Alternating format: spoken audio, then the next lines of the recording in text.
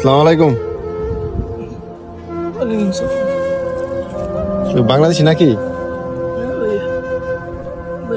আপনি এত রাত্রে এনে বসে রয়েছেন?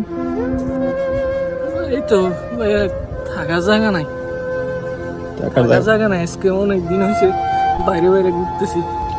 আমি আজকে 3 মাস হয়েছে সৌদি আরবে আসছি। দালালে আইনা আমারে কাজও দেয় না, কিছু না। এক জায়গায় কাজও গেছি, 1 মাস হয়েছে কামের টাকাও দেয় না। এখন একজনের রুমে থাকতাম, খাইতাম, বার করে দিছে ভাইয়া। এতদিন আমি রিয়াতে ছিলাম, এখন চলে আসছি এখানে। আগামা টাকা আছে নাকি? আকামা দেয় নাই, দালালে বলছে 3 মাস পরে আকামা দিব। 3 মাস পার হয়ে গেছে, এখনো আকামা দিছে না। তো খাওয়া দাওয়া করছেন রাত্রে? না ভাইয়া, এই দেখে আমার কাছে 5টা টাকা ছিল, তুই সকালে কি খাবো?